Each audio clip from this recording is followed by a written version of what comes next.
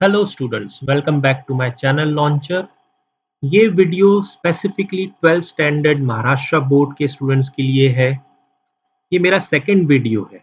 हमने स्टार्ट किया है organisation of commerce and management, जो कि कॉमर्स में एक इम्पॉर्टेंट सब्जेक्ट है। ये मेरा सेकंड वीडियो है, फिर भी मैं बता देता हूँ कि हमने स्टार्ट किया है स्टूडेंट्स प्रिंसिपल्स ऑफ मैनेजमेंट से। प्रीवियस क्लास में हमने प्रिंसिपल्स ऑफ मैनेजमेंट का नेचर समझा। अगर आप ये पॉइंट अगर आपका नहीं हुआ है क्लियर, तो मेरे प्रीवियस वीडियो को पहले देख लो, नेचर समझ लो, तभी आज हमारा जो टॉपिक है दैट इज सिग्निफिकेंस यानी importance of principles of management आपको और इजीली समझ में आ जाएगा। चलिए स्टार्ट करते हैं आज का session. That is importance. Significance यानी क्या? इम्पॉर्टेंस। ठीक है, ये भी क्वेश्चन 5 मार्क्स के वेटेज के लायक है ना, और ये पूछा जा सकता है।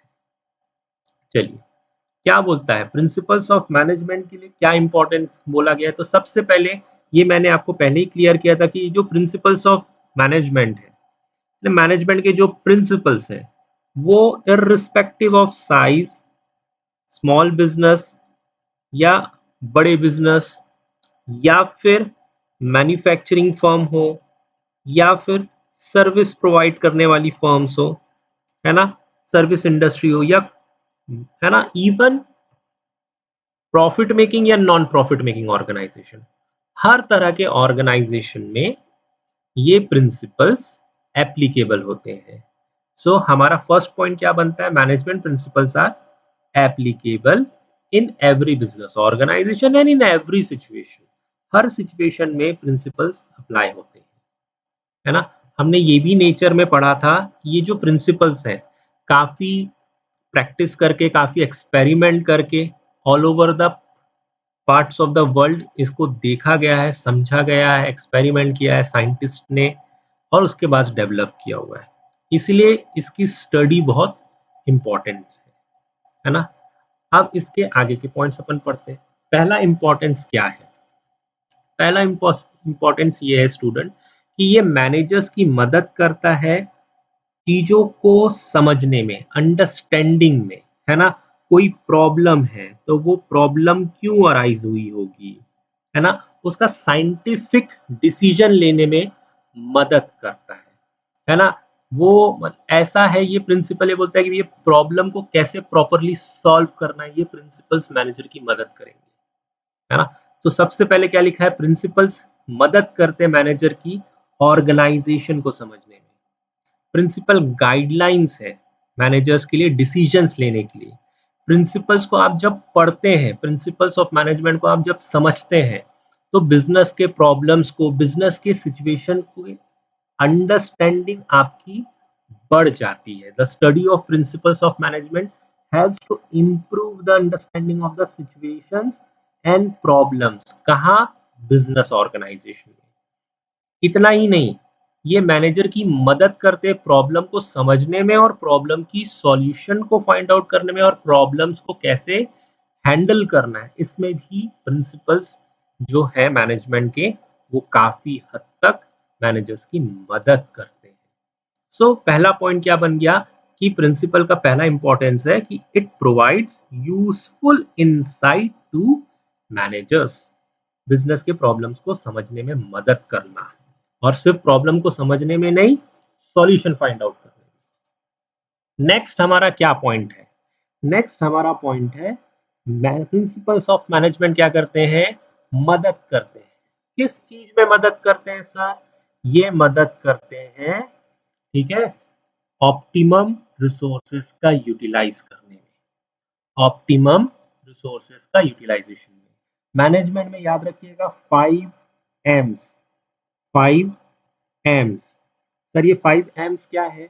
Man, money, material, machine, method. ये 5 रिसोर्सेस होते हैं हर ऑर्गेनाइजेशन में।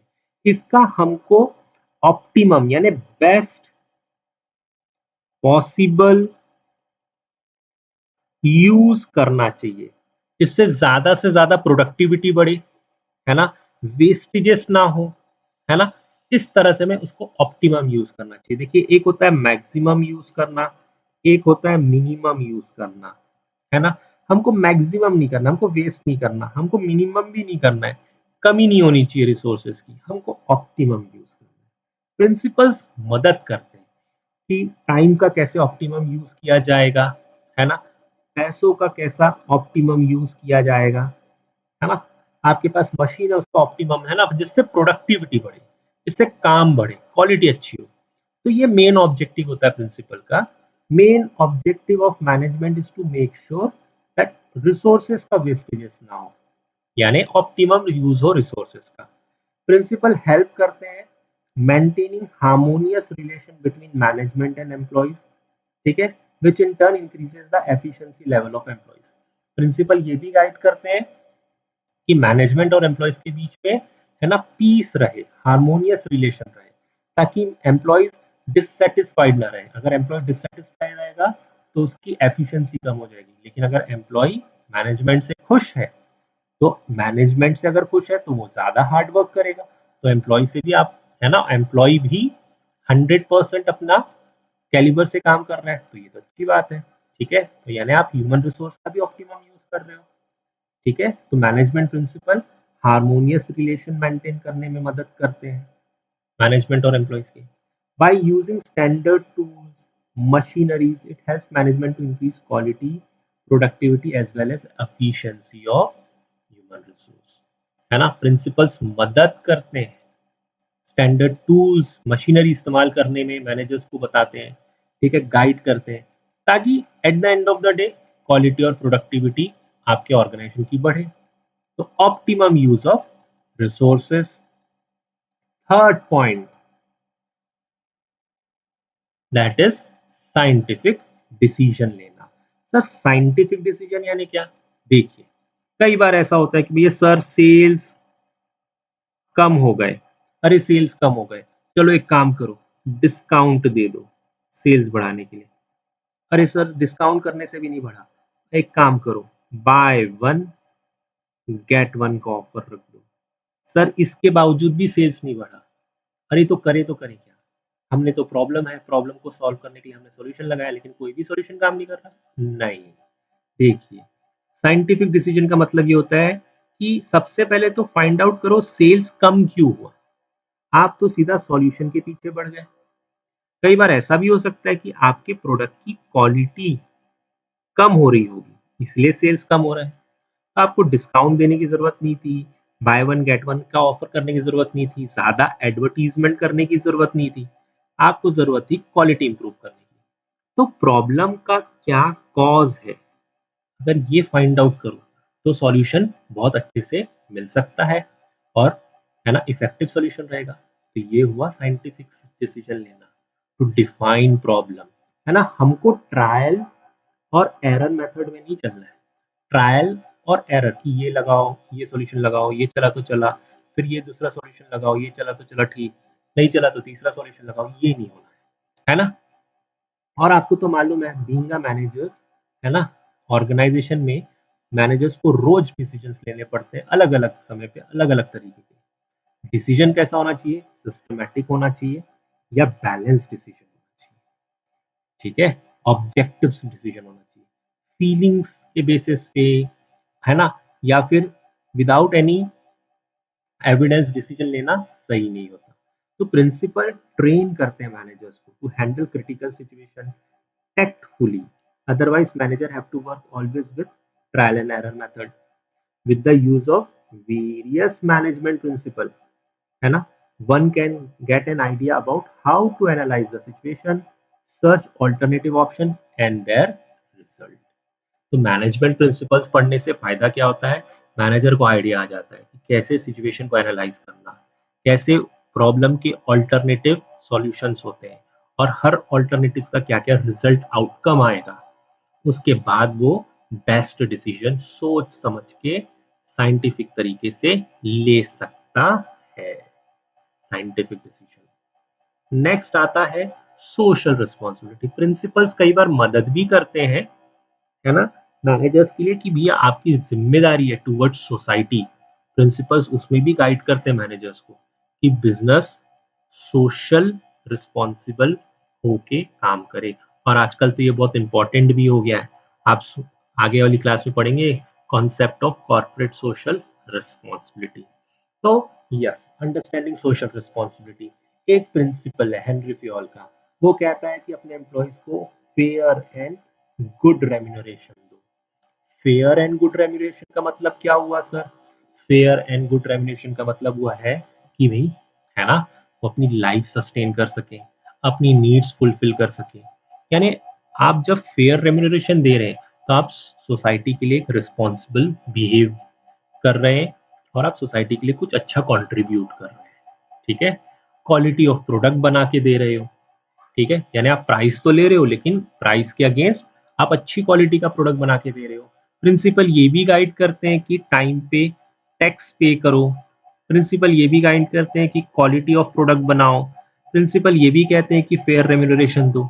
यानी प्रिंसिपल्स मदद करते हैं सोसाइटी के वेलबींग के लिए भी, और मैनेजर को अंडरस्टैंडिंग में कि सोशल कैसे सोशली रिस्पॉन्सिबल रह के बिजनेस करना चाहिए। सो business is a creation of society. Business at the end of the day, है ना, एग्जिस्ट इन सोसाइटी, और सोसाइटी में रह के ही बिजनेस बने। बिजनेस सोसाइटी के रिसोर्सेज का इस्तेमाल करता है, तो बिजनेस ने सोसाइटी के लिए कुछ करना चाहिए। ठीक है, तो that is understanding social responsibility. मैंने काफी एग्जांपल दिए, जैसे पेमेंट ऑफ गुड रेम्यूनरेशन एक प्रिंसिपल है मैनेजमेंट का, social responsibility towards the employees. Principle हमेशा एनकरेज करते हैं कि रिसर्च एंड डेवलपमेंट ऑर्गेनाइजेशन में होता रहे। आपने तो देखा ही है, जो ऑर्गेनाइजेशन ज्यादा रिसर्च एंड डेवलपमेंट करते हैं, जो ऑर्गेनाइजेशन ज्यादा इनोवेटिव रहते हैं, वो ऑर्गेनाइजेशन ज्यादा सक्सेसफुल होते हैं, है ना। और आपको तो मालूम है प्रिंसिपल्स ऑफ मैनेजमेंट क्या है, ये डायनामिक है। डायनामिक यानी ये कंटिन्यूअसली रिजिड नहीं है।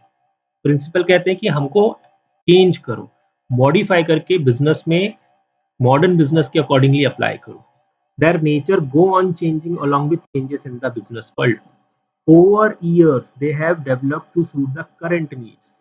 Therefore this principle give encouragement to research and development।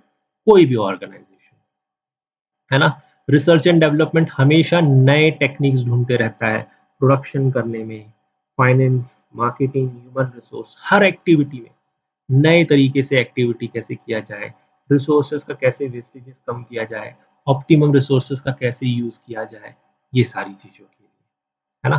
तो प्रिंसिपल हमेशा गाइड कर, हमेशा एनकरेज करते हैं कि आपकी ऑर्गेनाइजेशन में रिसर्च और डेवलपमेंट होता रहे, आप अपने इनोवेटिव तरीके से काम करें, आप क्रिएटिव हो, है ना, आप न्यू प्रोडक्ट लॉन्च करें, है ना, आप कॉस्ट, है ना, कॉस्ट ऑफ प्रोडक्शन अगर न्यू टेक्निक से कर सकते हैं तो करें, ताकि कॉस्ट ऑफ प्रोडक्शन आपका कम हो, है ना। नए तरीके से मार्केटिंग कैसे करें, कैसे, है ना, ज्यादा से ज्यादा कस्टमर्स तक पहुंच सकते हैं, सोशल मीडिया का इस्तेमाल करें, प्रिंट मीडिया का इस्तेमाल करें, अलग अलग रिसर्च करा जाता है। सिक्स्थ है ना, प्रिंसिपल्स मदद करते हैं कोऑर्डिनेट करने में और कंट्रोल करने में। कोऑर्डिनेट यानी क्या होता है? कोऑर्डिनेट, कोऑर्डिनेट का मतलब होता है, देखो ऑर्गेनाइजेशन में, है ना, कोऑर्डिनेशन जरूरी होता है। कोऑर्डिनेशन हर पर्सन, हर डिपार्टमेंट, है ना, ऑर्गेनाइजेशन क्या है सर? ग्रुप ऑफ इंडिविजुअल्स है। इंडिविजुअल्स अलग अलग काम कर रहे हैं, लेकिन ये ग्रुप ऑफ इंडिविजुअल्स को एक दूसरे से इंफॉर्मेशन क्या करनी चाहिए? शेयर करनी चाहिए, है ना। Share information with each others. तो कोऑर्डिनेशन यानी क्या सर? इंफॉर्मेशन शेयर करो, है ना, क्योंकि हमारा हर ऑर्गेनाइजेशन का गोल जो है वो तो कॉमन है। अलग अलग डिपार्टमेंट है तो क्या हुआ, गोल्स तो कॉमन ही है ना। कंट्रोल का मतलब होता है अगर मिस्टेक्स हो रहे हैं, अगर गलतियां हो रही है, ठीक है, तो उसको रेक्टिफाई करो। मिस्टेक्स को क्या करना चाहिए? रेक्टिफाई करना चाहिए, यानी सुधारना चाहिए, है ना। अगर आपकी क्वालिटी अच्छी नहीं है तो क्वालिटी क्यों, है ना, खराब हो रही है, तो उसे इंप्रूव करो, दैट इज कंट्रोल, है ना। तो मैनेजमेंट प्रिंसिपल्स का एक इंपॉर्टेंस है, ये आपकी मदद करते हैं कोऑर्डिनेशन और कंट्रोल करने में, है ना। while practicing management, managers can make use of this principles ताकि कोऑर्डिनेट कर सके अलग अलग डिपार्टमेंट की एक्टिविटीज को, एंड कंट्रोल कर सके अगर गलती होती है, ताकि टारगेट्स को इजीली अचीव किया जा सके। लास्ट पॉइंट है इंपॉर्टेंस का, जो मैंने बताया था, ऑब्जेक्टिव अप्रोच, यानी साइंटिफिक डिसीजन लेना। यानी देखो, ऑब्जेक्टिव यानी मैनेजर ने अपने फीलिंग्स को साइड में रखना है, और ऑब्जेक्टिव रैशनल, रैशनल यानी सोच समझकर, अनबायस्ड तरीके से, अनबायस्ड तरीके से काम करना है, डिसीजंस लेना है, ठीक है। तो study of principles of management helps to develop an objective approach, scientific तरीके से, है ना, काम करना है, फीलिंग्स बायस नहीं होना है, सोच समझ के काम करना है, that is objective approach. First principles helps managers to develop an objective and a scientific approach. Managers can identify the problem correct manner में and can provide solution in an objective manner. This approach builds confidence in the minds of the manager कि हमने जो भी decisions लिया unbiased तरीके से लिया, scientific decision लिया, है ना, ट्रायल एरर के बेसिस पे नहीं रहे, प्रॉपर, है ना, इंफॉर्मेशन के बेसिस पे गैदर किया इंफॉर्मेशन, प्रॉब्लम का रूट कॉज जाना, और फिर डिसीजन लिया, तो मैनेजर्स का कॉन्फिडेंस लेवल बढ़ जाता है। तो ये हुए हमारे क्या क्या इंपॉर्टेंस, यानी significance of principles of management. एक बार फटाफट देख लें। फर्स्ट क्या था बताओ सर? फर्स्ट था provide useful insight of managers, second था helpful in optimum utilisation of resources, third scientific decisions, fourth understanding social responsibility, fifth encourage research and development, sixth coordination control में मदद करता है, और ऑब्जेक्टिव अप्रोच, है ना। Students, I hope आपको मेरी ये क्लास के टॉपिक समझ में आया होगा। ज़्यादा से ज़्यादा मैं आपसे चाहता हूँ कि आप अपने फ्रेंड्स के साथ ये लेक्चर को शेयर करिए, ठीक है, ताकि उनको भी हेल्प हो। See you in the next class. Thank you, take care.